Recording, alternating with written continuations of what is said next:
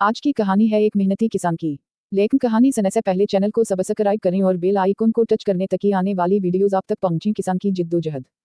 रामदीन एक छोटे से गांव में रहता था। वो एक किसान था और इसकी जिंदगी का दारोमदार जमीन पर था। इसके पास चंद बीघा जमीन थी जिस पर वो खेती बाड़ी करता था।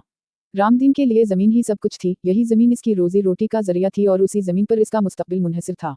पिछले कुछ सालों से बारिश कम हो रही थी। जब कभी बारिश होती तो वक्त पर न होती और जब नहीं चाहिए होती तो सैलाब बनकर आ जाती। रामदीन की फसलें बर्बाद होने लगी। पहले इसके पास अनाज का जखीरा होता था, मगर अब वो कर्ज के बोझ तले दबने लगा था। हर बार फसल खराब होती वो बैंक से कर्ज लेता ताकि अगली फसल का बंदोबस्त कर सके, मगर कर्ज का सूद बढ़ता जा रहा था और रामदीन की मुश्किलात में भी इजाफा हो रहा था। एक दिन जब रामदीन अपनी खेतों में काम कर रहा था, उसे शहर से एक अफसर का पैगाम मिला कि जमीन का टैक्स बढ़ा दिया गया है। रामदीन के लिए ये खबर किसी आसमानी बिजली से कम ना थी। वो पहले ही कर्जों में जकड़ा हुआ था और अब टैक्स का बोझ उसे और परेशान कर गया। अब मैं क्या करूं? रामदीन ने अपनी बीवी से पूछा, जो दिन भर इसके साथ खेतों में मेहनत करती थी। हमें लड़ना पड़ेगा रामदीन, ये जमीन हमारी जिंदगी है, हम उसे नहीं छोड़ सकते। बीवी ने दिलासा दिया। रामदीन ने हिम्मत की और गांव के दूसरे किसानों से बात की।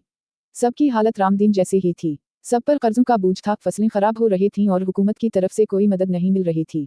इन्होंने फैसला किया कि वो एक साथ एहतजाज करेंगे और शहर जाकर अपनी आवाज हुकूमत तक पहुंचाएंगे। एक सुबह रामदीन और गांव के किसान शहर की तरफ रवाना हुए। उनके हाथों में तख्तियां थीं जिन पर लिखा था, किसान की मदद करो और हमारी जमीन हमारी जिंदगी है। वो शहर पहुंचे और हुकूमत के दफ्तर के बाहर एहतजाज शुरू कर दिया।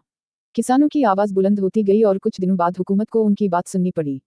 हुकूमत ने टैक्स कम करने का वादा किया और किसानों को माली मदद देने का ऐलान किया। ये रामदीन और इस जैसे हजारों किसानों की जिद्दोजहद की कामयाबी थी। रामदीन जानता था कि ये जंग अभी मुकम्मल तौर पर खत्म नहीं हुई, लेकिन वो ये भी जानता था कि किसान कभी हार नहीं मानते। जमीन से जुड़े लोग जमीन की तरह मजबूत होते हैं, वो मुश्किल वक्त में झुकता है मगर टूटता नहीं। रामदीन अपने गांव वापस आया और फिर से अपनी जमीन पर मेहनत करने लगा।